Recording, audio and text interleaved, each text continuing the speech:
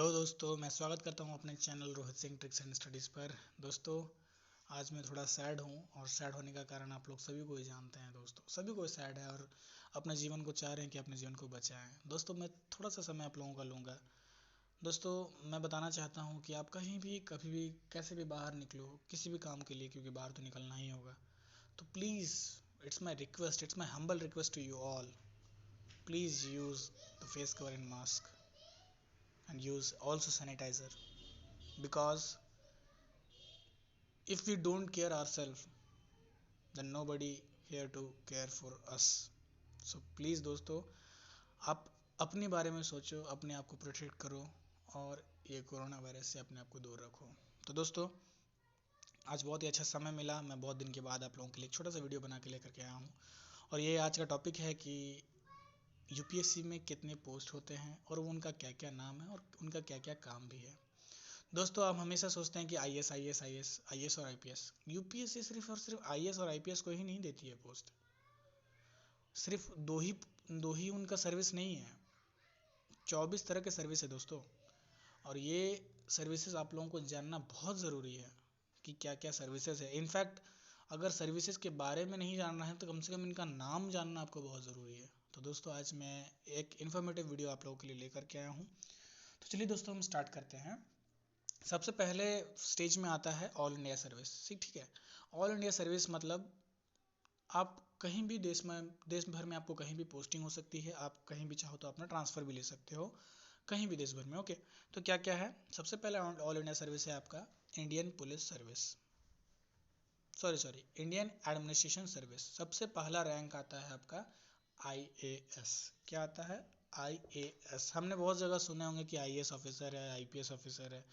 IAS भी है, IPS भी है और आईएफएस भी है और एक आईएफओएस भी है, जो मैंने नहीं लिखा है, इंडियन फॉरेस्ट सर्विस है वो। तो चलिए एक करके बात करते हैं।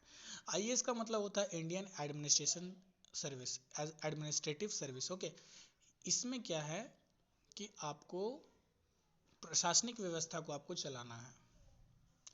आप अगर एज ए डीएम बनते हो, एज ए एसडीएम बनते हो, तो जितना भी आपको काम है, जितना भी आपको एरिया के जितना भी काम है, हर एक काम को आपको देखना है, लोगों को व्यवस्था प्रदान करना है। एक एग्जीक्यूटिव वर्क आपको यहाँ पर करना पड़ता है। कार्यकारिणी ऑफिसर जिसको बोलते हैं, एग्जीक्यूटिव ऑफिसर बोलते हैं जो, वो आपको यहाँ करना है। ठीक है, सभी को पता है आईएएस का क्या काम है, क्या काम नहीं है। आईएएस और आईपीएस सबसे फेमस है। उसके बाद सेकंड में क्या आता है? IPS, Indian police service. Police सेवा में आपको जाना है, तो अगर आपका रैंक अच्छा आता है तो आपको पुलिस सर्विस मिल सकती है, Indian police service. Okay, Indian police service में क्या है कि आपको लोगों की सुरक्षा करना है।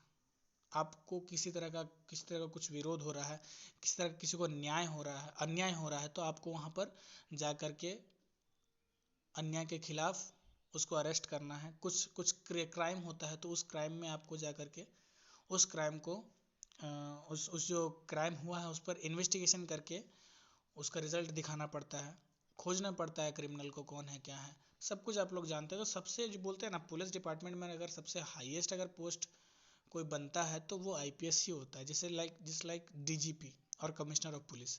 कमिश्नरेट सिस्टम के अंदर कमिश्नर होती है और डुअल सिस्टम के अंदर डीजीपी होती है। ठीक है, डुअल सिस्टम और कमिश्नरेट सिस्टम मैं एक दिन बताऊंगा जब मैं आईपीएस को डिस्कस करूंगा। ओके, तो आज हम सिर्फ बात करेंगे सिर्फ सर्विसेज के बारे में। उसके बाद आता है आईएफएस। आईएफएस मतलब Indian foreign service. Indian foreign service का मतलब क्या हुआ कि हमारे देश के कुछ कुछ लोग जो होते हैं वो बाहर के देशों में जा कर के एम्बेसडर के रूप में काम करते हैं। क्योंकि देखिए, ऐसा तो नहीं कि हमारे देश का जो लोग है सब बस यही हैं, और भी बहुत सारे जगह में रहते हैं, तो और भी बहुत सारे देश में जाकर के काम करते हैं। तो उनका हर एक प्रॉब्लम को समझना, देखना, रेखना, हर एक चीज़ों को करने के लिए वहाँ पे हमारा एक एम्बेसडर होता है, हमारा एक आदमी होता है उस देश में। हर एक देश में इंडियन एम्बेसडर होती है। ठीक है, तो जैसे पासपोर्ट से रिलेटेड किसी भी तरह का कुछ भी दिक्कत होने से सबसे पहले वो उनको देखती है। ठीक है, उसके बाद हम बात करेंगे ग्रुप ए सर्विस में। ग्रुप ए सर्विस में सबसे पहला सर्विस आता है Indian post and telecommunication account and finance service. देखिए, जितना भी टेलीकम्युनिकेशन है, कम्युनिकेशन से रिलेटेड जितना भी काम है, वो कौन देखती है? ये पोस्ट के वाले आदमी, ये पोस्ट के ये सर्विस के लोग हैं जो वो देखते हैं। ठीक है, उसके बाद क्या है?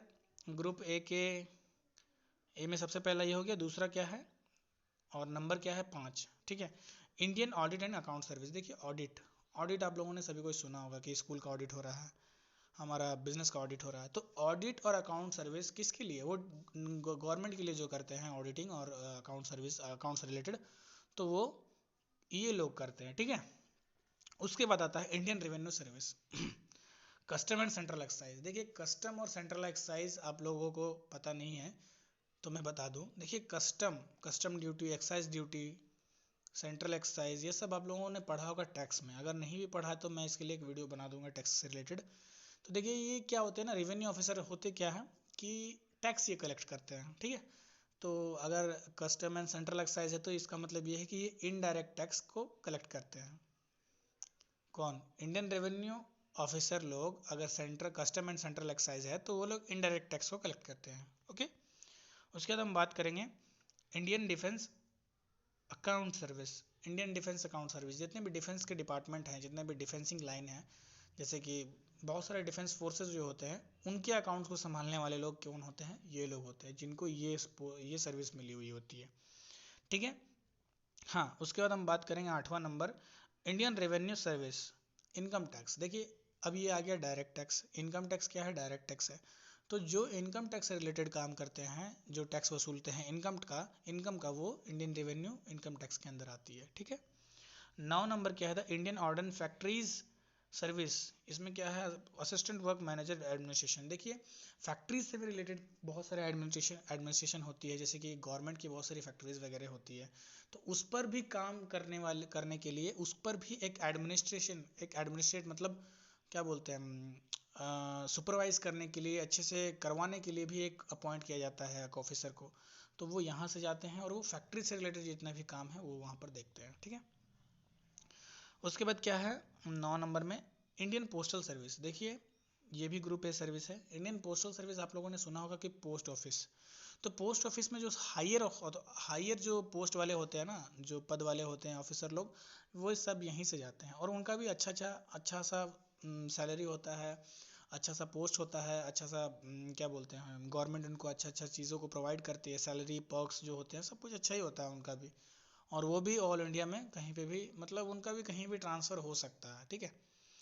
उसके बाद हम बात करेंगे इंडियन सिविल अकाउंट सर्विस। देखिए सिविल अकाउंट सर्विस में भी जितने भी है, सिविल अकाउंट मतलब सेवा जो करते हैं उनके जो अकाउंट को संभालने वाले हैं, उन लोगों को ये पोस्ट मिलती है। मतलब जो वो सब काम करते हैं सिविल अकाउंट सर्विस, ये सर्विस उनको प्रोवाइड होती है। अकाउंट सर्विस देखते हैं किसके? सिविल के, ओके। उसके बाद हम बात करेंगे Indian railway account service. Indian railway नहीं, उससे पहले हम बात करेंगे इंडियन रेलवे ट्रैफिक सर्विस, ठीक है। देखिए अभी बहुत सारी ट्रैफिक होती है, क्योंकि जो ट्रेन है उनको मैनेज करना पड़ता है। एक ही ट्रैक पर इतना सारा ट्रेन जाते हैं तो ट्रैफिक होती है। तो उस ट्रैफिक को मैनेज करने के लिए इन लोगों को यूपीएससी से ही उनको भी अपॉइंट किया जाता है as officer, okay, traffic service को देखने के लिए। उसके बाद क्या है Indian railway personnel service. Personnel service में इंजीनियरिंग लाइन वगैरह होता है कुछ कुछ, ये भी रेलवे से ही रिलेटेड डिपार्टमेंट है, ठीक है। उसके बाद आता है इंडियन रेलवे प्रोटेक्शन फोर्स जो बोलते हैं ना, इसमें आता है पोस्ट असिस्टेंट सिक्योरिटी कमिश्नर। देखिए सिक्योरिटी मतलब प्रोटेक्शन। अगर रेलवे में किसी तरह का कुछ है तो वो प्रोटेक्ट करती है, उस तरह का एक फोर्स होता है जो हम लोगों ने सुना है कि आरपीएफ बोलते हैं, और आरपीएफ खुद का एक वैकेंसी भी निकालती है जॉब के लिए, तो ये उसी से रिलेटेड है। मगर इनमें अगर यूपीएससी से अगर कोई आरपीएफ में जाता है तो उसको अच्छा पोस्ट और हायर पोस्ट मिलती है, ठीक है। ये हो गया आपका 15 नंबर। 16 नंबर में क्या है? Indian defence state service. देखिए यहाँ पर भी डिफेंस स्टेट से रिलेटेड जितने भी काम होते हैं वो इसके अंदर आ जाता है। उसके बाद 17 नंबर क्या है? Indian information service. अब जैसे देखिए सूचना, इंडियन इंफॉर्मेशन सर्विस, इंफॉर्मेशन को जो प्रोवाइड करते हैं, इंफॉर्मेशन को जो मतलब लोगों तक पहुंचाते हैं, इंफॉर्मेशन से रिलेटेड जितने भी काम हैं वो क्या बोलते हैं, इसके अंदर में जितने भी सर्विस वाले लोग होते हैं वो करते हैं। 18 में क्या है? Indian trade service. देखिए ट्रेडिंग के लिए भी लोगों को अपॉइंट किया जाता है ट्रेड करने के लिए। तो उसमें जो ऑफिसर होते हैं, जो जितना भी लिखा पढ़ी का काम होता है वो उसमें ये ऑफिसर काम करते हैं, जो ट्रेडिंग करते हैं, जो गवर्नमेंट का जो ट्रेड होता है ना उससे रिलेटेड जो भी वर्क होते हैं ये सर्विस वाले करते हैं। उसके बाद क्या है? Indian corporate law service. देखिए कॉर्पोरेट कॉरपोरेट लॉ सर्विस, ये भी आपका गवर्नमेंट के द्वारा एक तरह का गवर्नमेंट सर्विस है, जो कि इंडियन कॉरपोरेट लॉ, जैसे किसी तरह का लॉ होता है ना कॉरपोरेट लॉ, जैसे फर्म बोलते हैं ना, फर्म का लॉ, तो उस पर उस जो फर्म पे रिलेटेड जो वर्क होते हैं, काम होते हैं, वो ये सर्विस वाले देखते हैं। उसके बाद 20 नंबर में है arm force headquarter civil service. देखिए आर्म फोर्स क्या है, आर्म फोर्स से रिलेटेड जितने भी हेडक्वार्टर्स होते हैं, हेडक्वार्टर्स में इनको वहाँ पर अपॉइंट किया जाता है, वहाँ पर उनको इन लोगों को सर्विस दिया जाता है। ये आपका 20 नंबर है। ये आपका हो जाता है ग्रुप बी सर्विस में। अब स्टार्ट हो जाती है group B service. Okay, arm force headquarter civil service, ये ग्रुप बी सर्विस है। उसके बाद 21 नंबर क्या है, Delhi Andaman and Nicobar island, Lakshadweep, Daman and द्वीप, दादर नगर हवेली सिविल सर्विस।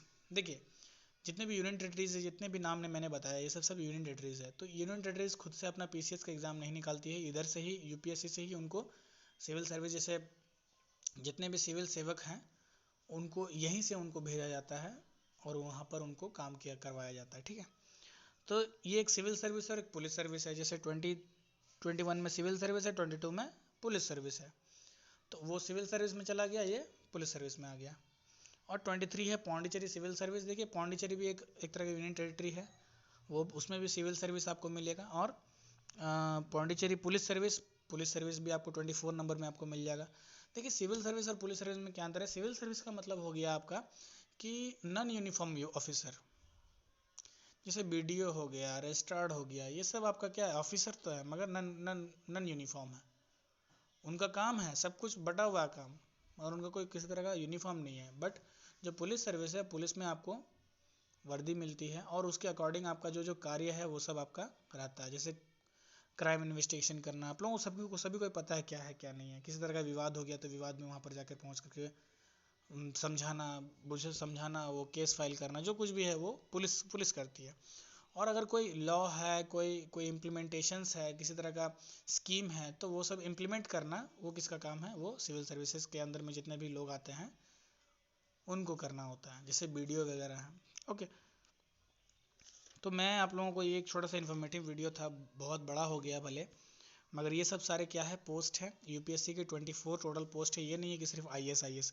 सभी को मैंने बोलते हुए सुना है कि यूपीएससी नहीं बोल के आईएएस क्रैक कर लिया, यस आईएएस क्रैक कर लिया, बहुत अच्छी बात है, मगर ये यूपीएससी के अंदर एक सबसे पहला रैंक है, सबसे बोलते हैं ना टॉप मोस्ट रैंक जिसका आता है उनको ही आईएएस मिलता है। तो सबसे पहला जो सर्विस है वो आईएएस है।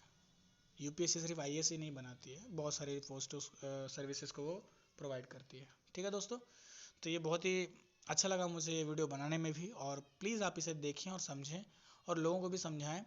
और अगर आप वीडियो अच्छा लगा हो तो प्लीज़ लाइक करें और कमेंट करें किस तरह का वीडियो और आप लोगों को देखना है। तो मिलते हैं दोस्तों अगले वीडियो में, तब तक के लिए बाय, खुश रहें और शांति से अपने घर में रहें, क्योंकि बाहर जाएं ना, बाहर जाने से प्रॉब्लम हो सकती है दोस्तों। ठीक है दोस्तों, मिलते हैं अगले वीडियो में।